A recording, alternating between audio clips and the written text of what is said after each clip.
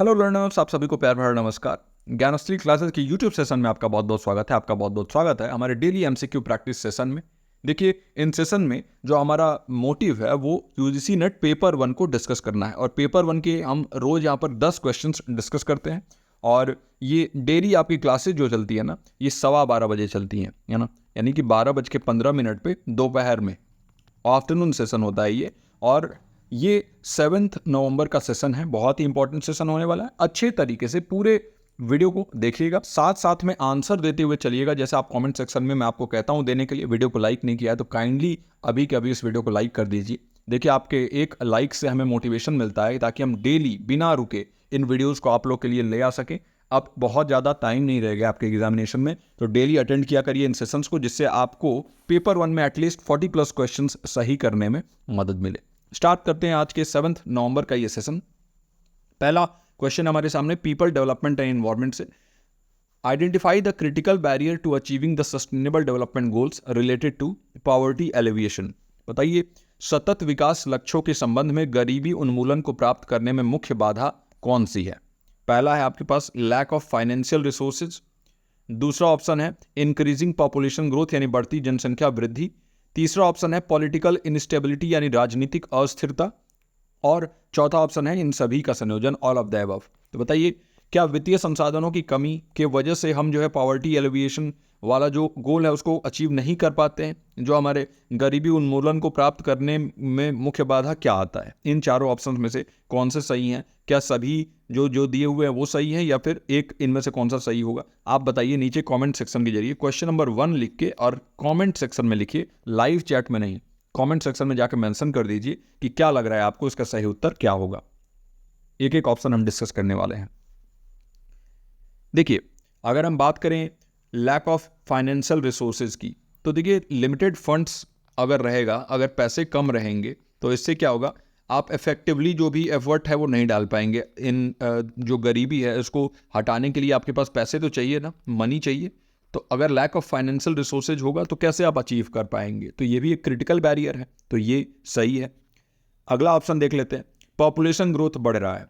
बढ़ती जनसंख्या से क्या होता है कि जो रिसोर्सेज हैं, जितने भी संसाधन हैं, जैसे मान लीजिए कि नेचुरल रिसोर्सेज ही हैं, जैसे ग्राउंड वाटर है, जैसे बिजली है, पानी है, जो भी चीज़ें हैं, इसका खपत बढ़ेगा, है ना। और खपत बढ़ेगा तो महंगाई दर बढ़ेगा, और महंगाई दर बढ़ेगा तो गरीबी भी बढ़ेगी फिर।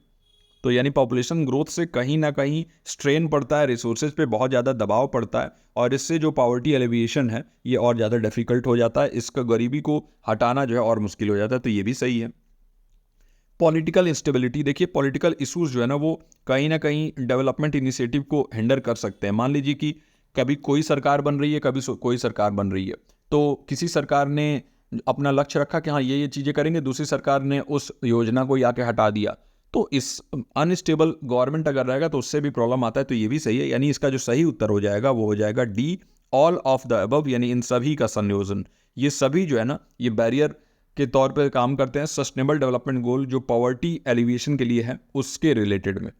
तो आई होप कि इसका सही उत्तर नीचे कमेंट सेक्शन में आपने दिया हो। अब हम बढ़ते हैं अपने दूसरे प्रश्न की तरफ।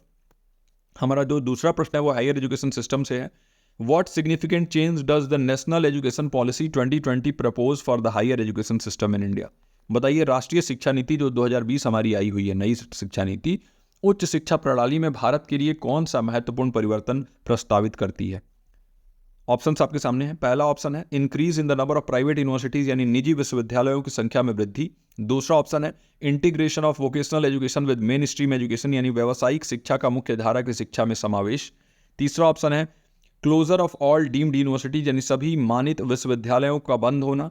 और चौथा ऑप्शन है शोध आधारित शिक्षा पर ध्यान केंद्रित करना, focus solely on research based education. बताइए इनमें से कौन सा सही है अगर हम बात करें नेशनल एजुकेशन पॉलिसी 2020 के लिए और हायर एजुकेशन सिस्टम के लिए अगर हम बात कर रहे हैं, तो उच्च शिक्षा प्रणाली में अगर हम बात कर रहे हैं तो कौन सा चेंज जो है ना वो प्रपोज किया गया है हायर एजुकेशन सिस्टम में एनईपी 2020 में? पहला ऑप्शन है increase in the number of private university. देखिए, अगर आप प्राइवेट यूनिवर्सिटीज़ को बढ़ाएंगे तो कहीं ना कहीं ये कम जो है एक्सेसिबल होती हैं, क्योंकि इनका फ़ी भी ज़्यादा होता है, तो बच्चे जो है एक्सेस ही नहीं कर पाएंगे हायर एजुकेशन को, फ़ी इतना होगा। तो कभी भी गवर्नमेंट नहीं चाहेगी कि प्राइवेट यूनिवर्सिटीज़ का नंबर जो है वो बढ़े, जिससे कोई फ़ायदा तो होने वाला है नहीं।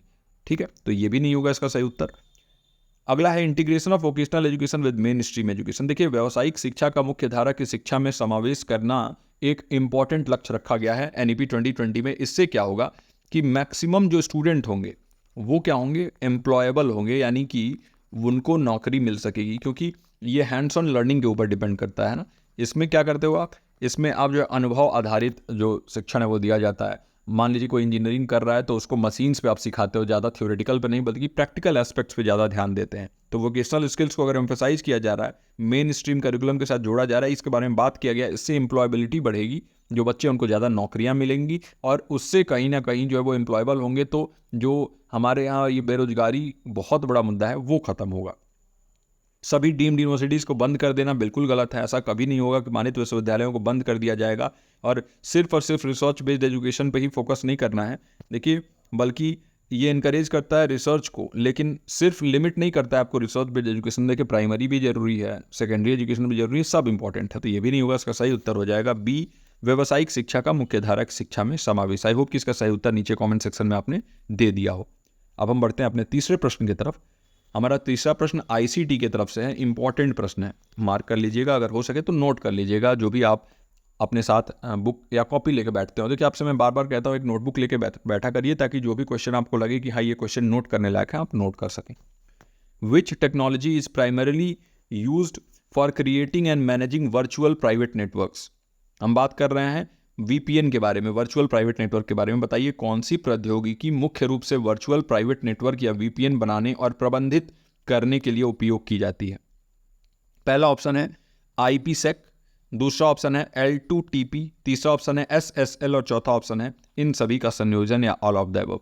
आपको क्या लग रहा है इसका सही उत्तर क्या होगा, नीचे कमेंट सेक्शन में मेंशन कर दीजिए। इंपॉर्टेंट प्रश्न है, याद रखिएगा, फैक्चुअल क्वेश्चन है, बहुत कुछ इसमें समझाने के लिए है नहीं। देखिए, अगर हम बात करते हैं वर्चुअल प्राइवेट नेटवर्क की, तो वर्चुअल प्राइवेट नेटवर्क क्या होता है। वर्चुअल प्राइवेट नेटवर्क जो है आपको एक पाइपलाइन देता है ताकि आप सिक्योरली, बहुत ही सिक्योर तरीके से इंटरनेट को एक्सेस कर सकें, और इसमें आपका जो IP एड्रेस है वो बार बार चेंज होता रहता है, और इससे क्या होगा कि कोई आपको ट्रैक नहीं कर पाएगा। तो इसका गलत इस्तेमाल भी होता है, लेकिन इसका सही इस्तेमाल भी आप कर सकते हो, है ना। इसके लिए अलग अलग टेक्नोलॉजी का इंटीग्रेशन किया गया है इसमें। IPsec क्या होता है, ये VPN को सिक्योर कम्युनिकेशन करने के लिए जो है ना ये हेल्प करता है IPsec। ओके, तो ये तो इसका सही उत्तर होगा ही।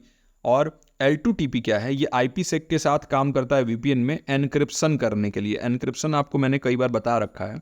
एनक्रिप्शन जो है एक तरीके से आप डेटा को प्राइवेट करने के लिए उसमें ऐसे कीज़ लगाते हो, ऐसे तरीके से उसको लॉक किया जाता है, ऐसे तरीके से उसको कोडिंग किया जाता है कि दूसरा अगर बाहर से कोई हैक करे तो उसको जो है ये चीज़ जो है ना वो एक सिर्फ कोड के तौर पे कुछ ऐसे रैंडम नंबर्स दिखेंगे, उसको ये चीज़ दिखेगी नहीं कि क्या है उसके अंदर में एक्चुअल कंटेंट।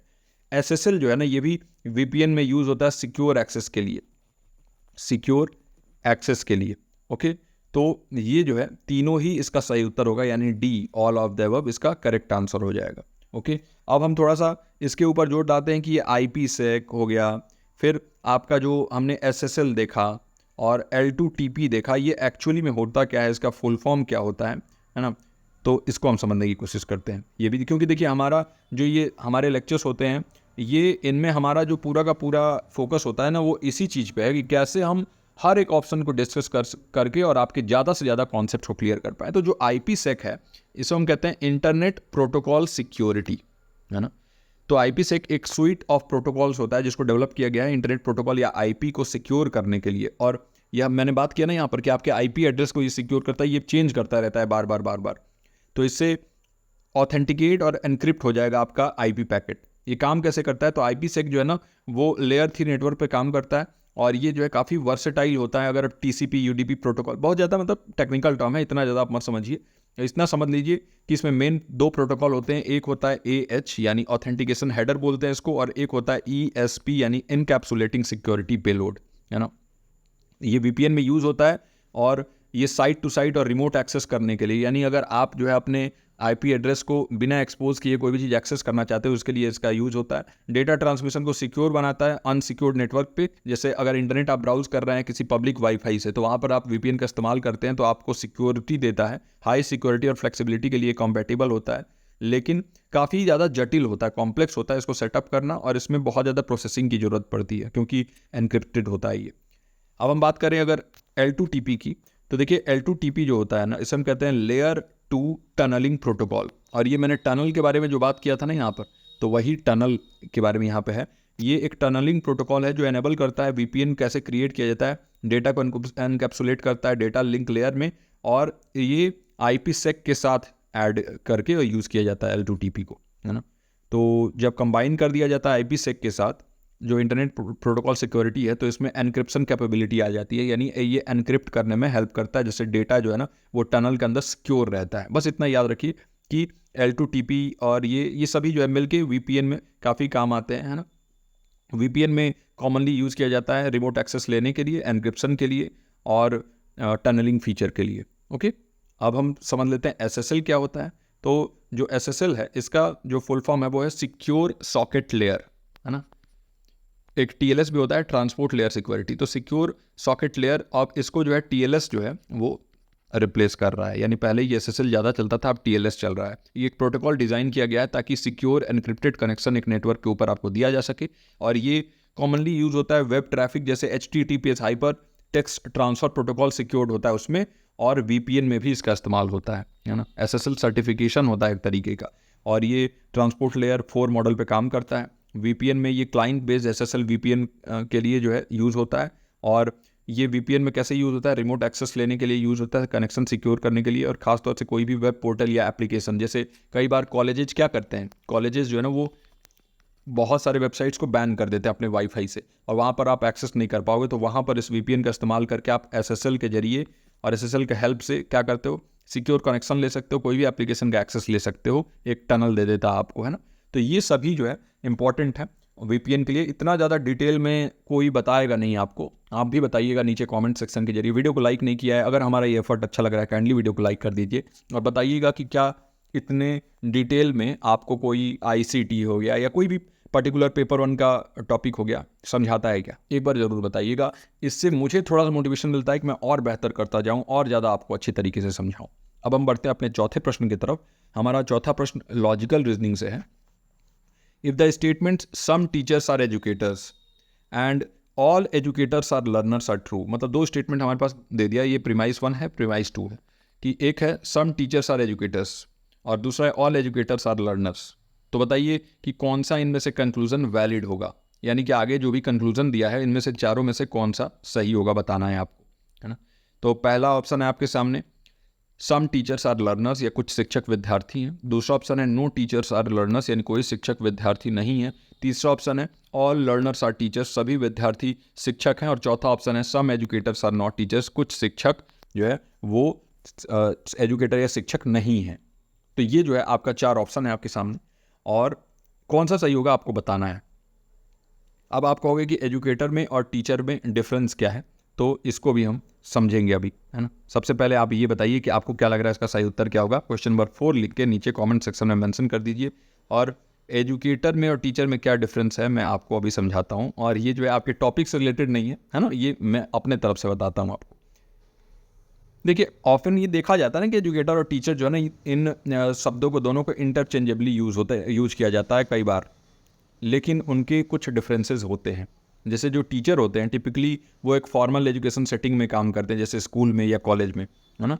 वो जो भी करिकुलम होगा उसको डिलीवर करना है सही टाइम पे, सब्जेक्ट में ग्रेड लेवल डिसाइड करते हैं, सभी चीज़ होता है, ये लेसन प्लानिंग असेसमेंट वगैरह करते हैं। एजुकेटर कौन होते हैं, एजुकेटर एक ब्रॉड रोल होता है उनका, वो ट्रेडिशनल टीचिंग के बियॉन्ड जाते हैं। मैं आपको क्या करता हूँ, मैं आपको ट्रेडिशनल टीचिंग तो देता ही हूँ, इसके साथ साथ मैं क्या करता हूँ आपको, मैं आपको आपके लाइफ में भी हेल्प कर सकता हूँ। कई बार मेरे लर्नर्स मेरे यहाँ कॉल करते हैं तो उनके लाइफ से भी रिलेटेड मैं उनके प्रॉब्लम्स डिस्कस करता हूँ, तो एक मेंटोर के तौर पे काम करता हूँ। तो एजुकेटर जो हैं वो ज़रूरी नहीं है कि स्कूल में ही सिर्फ पढ़ाएंगे, वो ऑनलाइन भी आपको पढ़ा सकते हैं, वो कम्युनिटी सेंटर में भी पढ़ा सकते हैं, है ना। और इसके साथ साथ वो वर्क प्लेस हो सकता है, ऑनलाइन प्लेटफॉर्म हो सकता है। ओवरऑल ग्रोथ पे फोकस करते हैं एजुकेटर। वो लाइफ स्किल से रिलेटेड हो सकता है, वो हो सकता है कि आपको एथिक्स सिखा रहे हों, यानी मूल्य, जीवन के मूल्य, critical thinking, social emotional learning, ये सभी। टीचर यूजुअली कंटेंट डिलीवर करने में, सिलेबस पूरा करने में करते हैं, तो एजुकेटर जो होते हैं ना वो ज़्यादा हॉलिस्टिक अप्रोच अपनाते हैं, सर्वांगीण विकास की तरफ ध्यान देते हैं, है ना। तो यही डिफरेंस है एजुकेटर और टीचर में। तो कुछ टीचर्स वही कह रहा है यहाँ पे कि सम एजुकेटर्स आर नॉट टीचर्स। तो आप बताइए कि इनमें से कौन सा सही होता है, कौन सा फॉलो कर रहा है, करेक्ट इसमें से कौन सा होगा। आई होप कि अभी तक जो है आपने डिसाइड कर लिया हो। अब हम डिस्कस करना स्टार्ट करते हैं एक एक ऑप्शन को। तो सम टीचर्स आर लर्नर्स, अगर ये है पहला हमारा ऑप्शन, तो some teachers are educators, all educators are learners, तो सम टीचर्स आर लर्नर, ये फॉलो लॉजिकली कर रहा है। जो ए है वो लॉजिकली फॉलो कर रहा है, क्योंकि कुछ टीचर जो है वो एजुकेटर हैं और सभी एजुकेटर लर्नर हैं। तो कुछ टीचर एजुकेटर और सभी एजुकेटर लर्नर हैं, तो कुछ टीचर भी लर्नर हुए ना, तो ये तो लॉजिकली फॉलो कर रहा है, तो ये तो बिल्कुल सही है। बाकी भी ऑप्शन देख लेते हैं। ये कह रहा है no teacher are learner.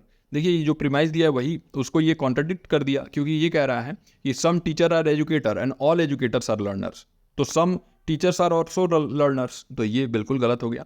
All learners are teachers, तो देखिए ये कह रहा है some teachers are educators, all educators are learners, but जरूरी नहीं है कि सभी लर्नर जो हैं वो टीचर होंगे या एजुकेटर होंगे, तो ये भी गलत हो गया, लॉजिकली फॉलो नहीं कर रहा है। और some educators are not teachers, तो देखिए some teachers are educators and all educators are learners, तो some educators are not teachers, ये भी आप यहाँ पर इन्फर नहीं कर सकते हो जो स्टेटमेंट दिया है इसके बेसिस पे, तो ये भी नहीं होगा। इसका सही उत्तर हो जाएगा कुछ शिक्षक विद्यार्थी हैं, और यही इसका सही उत्तर होगा। आई होप कि नीचे कमेंट सेक्शन में आपने इसका सही उत्तर दे दिया हो। अब हम बढ़ते हैं अपने 5वें प्रश्न की तरफ। एंशिएंट इंडियन एजुकेशन सिस्टम, जो आपकी हायर एजुकेशन सिस्टम का ये प्रश्न है ना, हायर एजुकेशन आपका यूनिट 10 है। Which ancient Indian university was known for its focus on philosophy, medicine and astronomy. Important है, देखिए इस टाइप के क्वेश्चन आ जाते हैं कि यूनिवर्सिटी कौन सी यूनिवर्सिटी किस में एक्सपर्टीज था, किस चीज़ के लिए जाना जाता था, ये पूछ देता है। और इसमें जो पूछा है तो थोड़ा सा ये डिफरेंट तरीका है ना, जिस यूनिवर्सिटी में जो सही उत्तर होगा वो जिस चीज़ के लिए जाना जाता है उससे कुछ अलग इसमें पूछा गया है ना। एक एक ऑप्शन देख लीजिए, नालंदा यूनिवर्सिटी है, तक्षशिला यूनिवर्सिटी है, विक्रमशिला है और काशी यूनिवर्सिटी है। बताइए इसका सही उत्तर क्या होगा। नीचे कमेंट सेक्शन में क्वेश्चन नंबर 5 लिख के मेंशन कर दीजिए और मैं एक एक ऑप्शन डिस्कस करना स्टार्ट करता हूँ। देखिए अगर हम बात करें नालंदा यूनिवर्सिटी की, तो ये फेमस है किस चीज़ के लिए, फिलॉसफी के लिए, मेडिसिन के लिए, एस्ट्रोनॉमी के लिए, बुद्धिस्ट स्टडीज़ के लिए। तो एक तो ये बुद्धिस्ट स्टडीज़ के लिए फेमस था, फिर ये फिलॉसफी के लिए, ये मेडिसिन के लिए और एस्ट्रोनॉमी के लिए फेमस था, याद रखिएगा। तक्षशिला को जाना जाता था किस चीज़ के लिए, लॉ के लिए, ग्रामर के लिए, मिलिट्री साइंस के लिए मेनली जाना जाता था इसको। विक्रमशिला को तो ये भी जो है ना बुद्धिस्ट टीचिंग के लिए जाना जाता था, और साथ ही साथ विक्रमशिला को जो है वो तांत्रिक बुद्धिस्ट जो टीचिंग था इसके बारे में भी ये इन्होंने यहाँ पर बहुत ज़्यादा फोकस किया था। ये तांत्रिक यानी तंत्र विद्या भी वहाँ पर सिखाया जाता था, और एस्ट्रोनॉमी और मेडिसिन इतना ज़्यादा यहाँ पर नहीं प्रभावित है। काशी यूनिवर्सिटी के बारे में बात करें तो ये एंशिएंट हिस्ट्री में अगर हम देखें तो काशी यूनिवर्सिटीज़ मेनली जो है बहुत ज़्यादा इसके बारे में उल्लेख है नहीं, लेकिन काशी एक शहर के बारे में ज़रूर उल्लेख है ना, काशी यूनिवर्सिटी के बारे में ऐसा कुछ उल्लेख नहीं है। तो ये जो है इसका सही उत्तर हो जाएगा ए, नालंदा यूनिवर्सिटी, नालंदा विश्वविद्यालय। आई होप कि इसका सही उत्तर नीचे कमेंट सेक्शन में आपने दिया हो। मैंने बताया था ना कि देखिए बुद्धिज़्म के लिए तो जाना ही जाता है, इसके अलावा फिलॉसफी, मेडिसिन, एस्ट्रोनॉमी के लिए भी जाना जाता है, और एस्ट्रोनॉमी के लिए यहाँ आर्यभट्ट जो है वो यहाँ पर हुआ करते थे। तो सोचिए आर्यभट्ट जो कि एस्ट्रोनॉमी में जो है उनको बहुत उनका एक बड़ा ओहदा है, तो ये ए इसका करेक्ट आंसर हो जाएगा। अब बढ़ते हैं अपने छठे प्रश्न की तरफ। हमारा जो छठा प्रश्न है रिसर्च एप्टीट्यूड्स है। Which of the following is a characteristic of qualitative research. बहुत आसान प्रश्न है। क्वेश्चन नंबर 6 का नीचे कमेंट सेक्शन में सही उत्तर दे दीजिए जाके। पहला ऑप्शन है it uses statistical methods for data analysis, यानी यह डेटा विश्लेषण के लिए सांख्यिकीय विधियों का उपयोग करता है। दूसरा ऑप्शन है it focuses on numerical data, या संख्यात्मक डेटा पर ध्यान केंद्रित करता है। तीसरा ऑप्शन है इट एम्फेसाइजेज अंडरस्टैंडिंग फेनोमेना इन इस नेचुरल सेटिंग, यानी यह प्राकृतिक सेटिंग में घटनाओं को समझने पर जोर देता है। और चौथा ऑप्शन है it is primarily experimental in nature, यह मुख्य रूप से प्रयोगात्मक स्वभाव का होता है। तो बताइए कि निम्नलिखित में से कौन सा गुणात्मक शोध की विशेषता है। गुणात्मक शोध या क्वालिटेटिव रिसर्च के बारे में हम बात कर रहे हैं। क्वेश्चन नंबर 6 का सही उत्तर आई होप कि नीचे कमेंट सेक्शन में आपने दे दिया हो, और वीडियो को अगर यहाँ तक आपने देखा है तो काइंडली वीडियो को लाइक कर दीजिए। देखिए आप एक सीरियस लर्नर हैं, तभी इन वीडियोज़ को आप इतने टाइम तक लगातार देख रहे हैं और साथ ही साथ आंसर भी कर रहे हैं। आप सभी को पहले तो बहुत बहुत बधाई, और इस बात की मैं गारंटी लेता हूँ कि आप जितने लोग भी इन चीज़ों को अभी नहीं देख रहे हैं, पढ़ाई से दूर हैं, उनसे काफ़ी आगे निकल चुके हैं। और अगर ऐसे ही इन सेशंस को अटेंड करते रहेंगे तो मैं गारंटी करता हूँ कि आप 40+ क्वेश्चंस जो है वो आराम से हासिल कर सकते हैं अगर बैचेज में एनरोल्ड हैं। तो अगर बैचेज में नहीं भी एनरोल्ड हैं, सिस्टमेटिक तरीके से पढ़ रहे हैं, तब भी आप 35 क्वेश्चंस तो आप आराम से एम कर सकते हैं, क्योंकि बैचेज में थोड़ा डिटेल आपको प्रोवाइड किया जाता है, थोड़ा पर्सनल गाइडेंस और पर्सनल टच हो जाता है वहाँ पे, तो वो बात है ना। तो चलिए ये एक एक ऑप्शन हम डिस्कस करते हैं। पहला है हमारे पास इट यूजेज स्टैटिस्टिकल मेथड। देखिए जो सांख्यिकीय विधि है उसका उपयोग हम हमेशा से मात्रात्मक शोध में करते हैं, ना कि गुणात्मक में, तो ये तो होगा ही नहीं, है ना। फिर अगर हम बात करें न्यूमेरिकल डेटा, अगेन ये भी मात्रात्मक शोध का एक विशेषता है, जहाँ पर हम नंबर्स का, न्यूमेरिकल डेटा का, मात्रा का इस्तेमाल करते हैं। अगर आप किसी भी चीज़ को उसके नेचुरल सेटिंग में समझना चाहते हैं, ना कि कंट्रोल्ड इन्वायरमेंट में, तो उसी को हम क्वालिटेटिव रिसर्च कहते हैं। जैसे कोई एथनोग्राफिक रिसर्च है, तो एथनोग्राफी क्या है? एथनोग्राफी रिसर्च जो है ना, ये एक क्वालिटेटिव रिसर्च या गुणात्मक अनुसंधान होता है ये। तो ये जो है इसका सही उत्तर हो जाएगा। अगर हम बात करें डी ऑप्शन के बारे में, तो एक्सपेरिमेंटल इन नेचर नहीं, एक्सपेरिमेंटल इन नेचर नहीं होता है। एक्सपेरिमेंटल रिसर्च जो है ना, ये क्वांटिटेटिव मेथड से अलाइन करता है, तो ये भी इसका सही उत्तर नहीं होगा। इसका सही उत्तर हो जाएगा सी ऑप्शन। आई होप कि इसका सही उत्तर नीचे कमेंट सेक्शन में आपने दे दिया हो। अब हम बढ़ते हैं अपने 7वें प्रश्न की तरफ, और हमारा 7वां प्रश्न टीचिंग एप्टीट्यूड से है। विच assessment method focuses on evaluating student learning through out the instructional process rather than at the end? कौन सा मूल्यांकन विधि शिक्षण प्रक्रिया के दौरान छात्र के ज्ञान को अंत में नहीं बल्कि पूरे समय पर केंद्रित करती है ना। बहुत ही अच्छा प्रश्न है, लेकिन आसान प्रश्न है, तो ज़्यादा समय आप वेस्ट मत करिए। क्वेश्चन नंबर 7 का तुरंत नीचे कमेंट सेक्शन में जवाब दे दीजिए। आपको तो बिना ऑप्शन देखे जवाब देना चाहिए। ये क्वेश्चन हम इतनी बार सॉल्व कर चुके हैं कि पहला ऑप्शन आपके पास समापन मूल्यांकन, समेटिव असेसमेंट। दूसरा ऑप्शन है प्रारंभिक मूल्यांकन, फॉर्मेटिव असेसमेंट। तीसरा ऑप्शन है डायग्नोस्टिक असेसमेंट या निदान मूल्यांकन, और चौथा ऑप्शन है नॉर्म रेफरेंस्ड असेसमेंट या मान उपस्थित मूल्यांकन। बताइए इन सभी में से कौन सा इसका सही उत्तर होगा? नीचे कमेंट सेक्शन में दे दीजिए जाकर, और हम एक एक ऑप्शन डिस्कस करते हैं।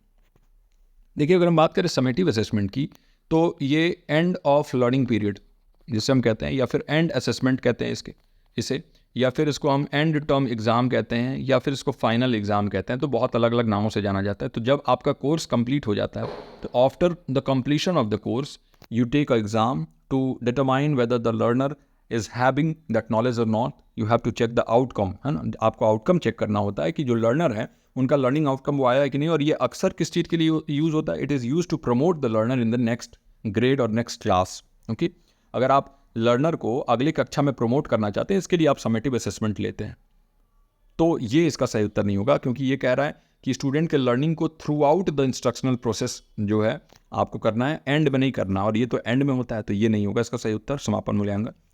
फॉर्मेटिव असेसमेंट कहते ही किसे हम, ऑन गोइंग, अगर आप कोई असेसमेंट कर रहे हैं ड्यूरिंग द क्लास, अगर असेसमेंट कर रहे हैं ताकि आप बेहतरी कर सकें, लर्नर्स के जो नीड्स हैं उसको समझ सकें, लर्नर की जो स्ट्रॉन्ग एरियाज़ हैं उसको समझ सके, और कौन से उनके इम्प्रूवमेंट वाले एरियाज़ हैं उनको समझ सके, तो इसके लिए फॉर्मेटिव असेसमेंट होता है। ये ऑन गोइंग असेसमेंट होता है, और ये सपोर्ट करता है लर्निंग को इंस्ट्रक्शनल प्रोसेस के दौरान। यही इसका सही उत्तर होगा, फॉर्मेटिव असेसमेंट। डायग्नोस्टिक असेसमेंट किया जाता है बिगिनिंग में, प्रायर नॉलेज चेक करने के लिए, जो पूर्व ज्ञान है उसको चेक करने के लिए, या फिर कौन सी अगर कोई वहाँ पर दिक्कत आ रही है लर्नर को, तो उसको चेक करने के लिए। तो ये नहीं होगा इसका सही उत्तर। और नॉर्म रेफरेंस असेसमेंट जो होता है ना, ये स्टूडेंट के परफॉर्मेंस को कंपेयर करता है एक नॉर्म से, है ना, और ये परसेंटाइल वगैरह देने के लिए किया जाता है। जो आपके अभी यूजीसी नेट का एग्जाम होता है उसमें भी नॉर्म रेफरेंस टेस्ट ही होता है, तो ये उस हिसाब से है, तो ये भी नहीं होगा। इसका सही उत्तर हो जाएगा बी ऑप्शन। आई होप कि इसका सही उत्तर नीचे कमेंट सेक्शन में आपने दे दिया हो। अब हम बढ़ते हैं अपने 8वें प्रश्न की तरफ। कम्युनिकेशन का ये प्रश्न है, which communication model focuses on the interactive nature of communication between sender and receiver? बहुत आसान प्रश्न है।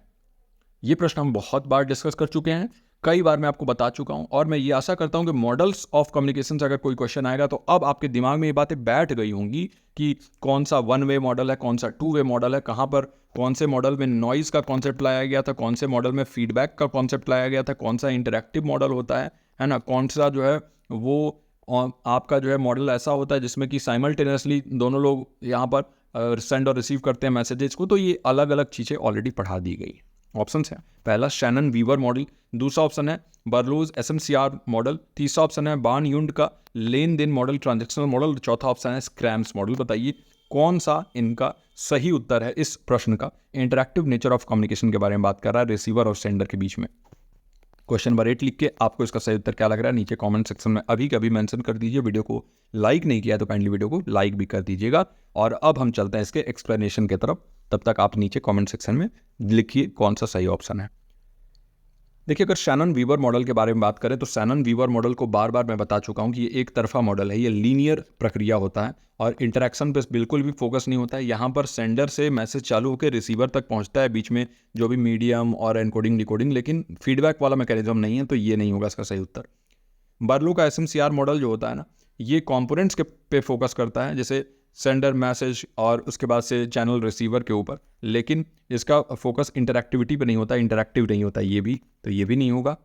बार्न्यूड ट्रांजैक्शनल मॉडल जो है ना, ये एम्फेसाइज करता है कि डायनेमिक एक इंटरैक्टिव एक्सचेंज हो रहा है पार्टिसिपेंट्स के बीच में। ओके, एक डायनेमिक एक्सचेंज, एक इंटरैक्टिव एक्सचेंज हो रहा है कि पार्टिसिपेंट्स के बीच में, इसको हम कहते हैं बार्न्यूड ट्रांजैक्शनल मॉडल, और यही इसका सही उत्तर होगा। इंटरैक्टिव मॉडल होता है, ये इंटरैक्टिव नेचर होता है इसका। और स्क्रैम्स मॉडल के बारे में बात करें तो ये फीडबैक के लिए यूज़ होता है, लेकिन इसमें जो है ना ट्रांजैक्शनल नहीं होता, ये एक्सप्लिसिटली अगर हम देखें तो ये इंटरैक्शन नहीं होता है यहाँ पर, जो साइमल्टेनियसली जो यहाँ पर होता है ट्रांजैक्शनल बार्न्यूड ट्रांजैक्शनल मॉडल में। तो ये इसका सही उत्तर हो जाएगा सी ऑप्शन। आई होप कि इसका सही उत्तर नीचे कमेंट सेक्शन में आपने दे दिया हो। हाँ, अगर कोई भी डाउट रह जाता है आपको इन क्वेश्चंस में, बिना किसी हिचक के, बिना किसी संशय के, आप हमारे प्रतीक सर डाउट ग्रुप जो जुड़ना हुआ है वहाँ पर पूछिए, आपका एक एक डाउट मैं रिजॉल्व करूँगा, और वहाँ पर आप प्रतिक्रिया भी आप दिया करिए। आपका प्रतिक्रिया मुझे मिलता है तो मुझे बहुत मोटिवेशन मिलता है, मैं आपको सही बता रहा हूँ। और इसीलिए मैं कहता हूँ कि आप लोग जो है ना बिल्कुल अच्छे तरीके से अपनी तैयारी जारी रखिए। अब हम बढ़ते हैं अपने नेक्स्ट क्वेश्चन पे। इन्वायरमेंटल स्टडीज़ का ये क्वेश्चन है, what is the primary focus of national clean Ganga mission. एक डिफरेंट क्वेश्चन है ना, और आपका ये पीपल डेवलपमेंट एंड इन्वायरमेंट का प्रश्न है, लेकिन एक अलग पर्सपेक्टिव से मैंने सोचा कि कुछ अलग यहाँ पर लाया जाए। और ये क्वेश्चन जो है ना, नेशनल क्लीन गंगा मिशन जो है, इसका एम क्या है। तो देखिए, सस्टेनेबल डेवलपमेंट गोल जो है, इसमें हमें जो पानी के अंदर के जीव हैं उनको भी सही से रखना है ना, तो वो SDG से रिलेट करके मैंने ये क्वेश्चन यहाँ पे बनाया है कि कैसे आप जो है ना वो अंडर वाटर रहने वाले जीव को अगर सही से रखना चाहते हैं। इंडिया के पर्सपेक्टिव में हमें गंगा जो हमारी रिवर है ना, ये सबसे इंपॉर्टेंट रिवर मानी जाती है, क्योंकि इनके ऊपर बहुत लाइफलाइन, बहुत सारे लोग डिपेंडेंट हैं। तो नेशनल क्लीन गंगा मिशन के क्वेश्चन इसलिए मैं लेके आया हूँ। क्या प्राइमरी फोकस, पहला है गंगा नदी के किनारे पर्यटन को बढ़ावा देना, increasing tourism along the Ganges river. दूसरा ऑप्शन है promoting aquatic life in the Ganges, यानी गंगा में जलीय जीवन को बढ़ावा देना। तीसरा ऑप्शन है cleaning and rejuvenating the Ganges river, यानी गंगा नदी को साफ करना और पुनर्जीवित करना। और चौथा ऑप्शन है constructing new dams along the Ganges, यानी गंगा के किनारे नए बांधों का निर्माण करना। प्राइमरी फोकस पूछ रहा है ना, प्राइमरी फोकस क्या है नेशनल क्लीन गंगा मिशन का। आसान प्रश्न है, नाम से भी समझ में आ जाता है। क्वेश्चन नंबर 9 लिख के आपको क्या लग रहा है इसका सही उत्तर क्या होगा, नीचे कमेंट सेक्शन में मेंशन कर दीजिए और फिर हम डिस्कस करते हैं। देखिए, टूरिज्म को इंक्रीज करना गंगेज रिवर के आसपास, ये तो एक एम है ही, और इंक्रीज अगर टूरिज्म होगा तो ये बेनिफिशियल भी होगा, लेकिन प्राइमरी फोकस ये नहीं है ना, तो ये नहीं होगा इसका सही उत्तर। एक्वेटिक लाइफ को प्रमोट करना गंगेज में, ये भी बहुत इंपॉर्टेंट है ना, लेकिन ये सेकेंडरी फोकस है, याद रखिएगा, ये प्राइमरी फोकस नहीं है, क्योंकि एक्वेटिक लाइफ तभी प्रमोट होगा जब गंगा साफ होंगी, क्लीन होंगी। तो क्लीन गंगा मिशन के तहत हमारा जो मुख्य लक्ष्य है वो गंगा को साफ करना है, इनको पुनर्जीवित करना है, रिजुवेनेट करना है, क्योंकि बहुत ज़्यादा इनमें पॉल्यूशन छोड़ा जा रहा है। तो हम क्या कर रहे हैं, नए नए प्लांट्स जो है वो बना रहे हैं, जो शहरों से अनट्रीटेड वाटर गंगा में छोड़ा जाता है, उसको treatment plants, sewage treatment plant होते हैं, उनके जरिए उन पानी को जो है ट्रीट करके छोड़ा जाए, और जितने भी नाले हैं, जितने भी छोटे मोटे नालियाँ हैं, उसको रोका जाए गंगा में गिरने से। तो हमारा जो फोकस है गंगा नदी को साफ करना और पुनर्जीवित करना है, यही इसका सही उत्तर होगा। न्यू डैम्स बनाना जो है ना, ये फोकस नहीं है, मिशन का प्राइमरी फोकस ये बिल्कुल नहीं है, तो ये भी नहीं होगा, इसका सही उत्तर सी होगा। आई होप कि इसका सही उत्तर आपने नीचे कमेंट सेक्शन में दे दिया हो। अब हम बढ़ते हैं अपने आखिरी प्रश्न पर, और आखिरी प्रश्न पर बढ़ने से पहले आपसे रिक्वेस्ट करना चाहूँगा कि काइंडली वीडियो को लाइक कर दीजिए, और अगर आपको हमारा ये काम अच्छा लग रहा है तो नीचे कमेंट सेक्शन में जाके जरूर बताया करिए कि कैसा लगता है आपको ये क्लासेस अटेंड करने के बाद, आपके लाइफ में कुछ चेंजेस आ रही हैं कि नहीं, कुछ बदलाव आ रहे हैं कि नहीं, आप ज़्यादा क्वेश्चन सही कर पा रहे हैं कि नहीं, जरूर बताइएगा नीचे अपने कमेंट सेक्शन के जरिए। ओके, अब जो है हमारा एक और ये पीपल डेवलपमेंट एंड इन्वायरमेंट का ही प्रश्न है, हेल्थ एजुकेशन से।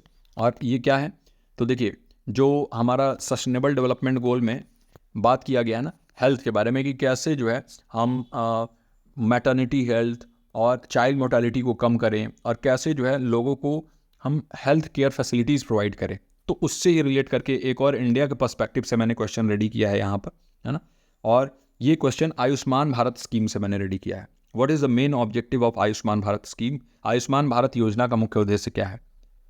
तो देखिए, पहला है to provide free education to under privilege children, यानी वंचित बच्चों को मुफ्त शिक्षा प्रदान करना। दूसरा ऑप्शन है to offer health insurance coverage to low income families, यानी निम्न आय वर्ग के परिवारों को स्वास्थ्य बीमा कवरेज प्रदान करना। तीसरा ऑप्शन है to promote organic farming among farmers, यानी किसानों के बीच जैविक खेती को बढ़ावा देना। और चौथा ऑप्शन है to enhance digital literacy in rural areas, यानी ग्रामीण क्षेत्रों में डिजिटल साक्षरता को बढ़ाना। तो ये प्रश्न तो इतना आसान है कि आप पढ़ने के बाद तुरंत इसका सही उत्तर दे दोगे।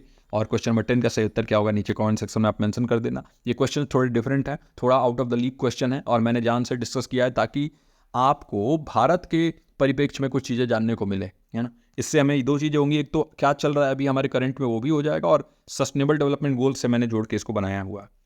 फ्री एजुकेशन अगर अंडर प्रिविलेज चिल्ड्रन को देने के बारे में बात करूँ तो आयुष्मान भारत बिल्कुल इसके बारे में नहीं है ना। आयुष्मान भारत एक हेल्थ केयर स्कीम है जो कि हेल्थ इंश्योरेंस स्कीम है, दुनिया का सबसे बड़ा free health insurance scheme government द्वारा लाया गया है, गवर्नमेंट ऑफ इंडिया द्वारा। इसमें हो क्या रहा है, तो 5 लाख तक का मुफ्त इलाज गवर्नमेंट जो है प्रदान कर रहा है गरीब परिवारों को। तो 5 लाख रुपए तक का अगर एक साल में अगर 5 लाख तक का मुफ्त इलाज जो है वो दिया जा रहा है। और अभी के लिए क्या चल रहा है कि अगर आपके परिवार में मतलब 6 यूनिट, मतलब 6 लोग हों अगर एक ही राशन कार्ड के अंदर, तो ये आपका बनाया जा रहा है। इसके बाद धीरे धीरे इसको 5 लोग, 4 लोग, 3 लोग के भी फैमिली पे लाया जाएगा। अभी 6 यूनिट वाले और या 6 से अधिक यूनिट वाले लोगों के लिए ये बन रहा है ये कार्ड। और इन कार्ड्स में बहुत सारे ऐसे हॉस्पिटल्स जुड़े हुए हैं, डायरेक्टली आप वहाँ से ट्रीटमेंट लेके और उस कार्ड के जरिए आप पेमेंट कर सकते हो। आपको 1 रुपये देने की ज़रूरत नहीं होगी, गवर्नमेंट द्वारा ये सारा ही खर्च उठाया जा रहा है। तो आयुष्मान भारत स्कीम जो है इसका एम है जो भी हेल्थ इंश्योरेंस है वो प्रोवाइड करना लो इनकम फैमिलीज़ के लिए, और यही इसका सही उत्तर हो जाएगा बी ऑप्शन, निम्न आय वर्ग के परिवारों को स्वास्थ्य बीमा कवरेज देना। फार्मर्स को ऑर्गेनिक फार्मिंग के लिए प्रमोट करना इसका बिल्कुल ऑब्जेक्टिव नहीं है, और ना ही डिजिटल लिटरेसी को रूरल एरिया या गाँव के क्षेत्र में जो है प्रमोट करना ये भी नहीं है। इसका सही उत्तर बी है। तो ये था आज का पूरा डेली प्रैक्टिस सेशन। और कैसे लगे आज के ये सवाल, क्या कुछ डिफरेंट लगा, ज़रूर बताइएगा अपनी प्रतिक्रिया के माध्यम से, फीडबैक के माध्यम से। वीडियो को यहाँ तक देखा है, आपको बहुत बहुत बधाई कि आप डेली इन वीडियोज़ को यहाँ तक देखते हैं। बहुत सारे हमारे लर्नर्स नए जुड़ रहे हैं। तो डेली 12:15 बजे हमारी ये क्लासेस होती हैं इसी चैनल पे। चैनल को अभी सब्सक्राइब कर लीजिए और साथ ही साथ टेलीग्राम पे हमें फॉलो कर लीजिए। प्रतीक सर डाउट ग्रुप एक हमारा फोकस्ड ग्रुप है, और इस ग्रुप में हम बहुत ज़्यादा भीड़ नहीं चाहते हैं। अगर आप एक सीरियस लर्नर हैं तभी आप रिक्वेस्ट करिए, तो आपको लिंक दिया जाएगा जुड़ने के लिए।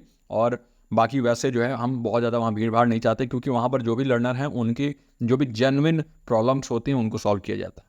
तो चलिए इस वीडियो में यहीं तक। मैं आशा करता हूँ कि आज का ये वीडियो आपके लिए हेल्पफुल रहा हो। मैं मिलता हूँ आपसे अगले प्रैक्टिस सेशन के साथ। टिल देन आप अपना और अपनों का ख्याल रखिए। नमस्कार।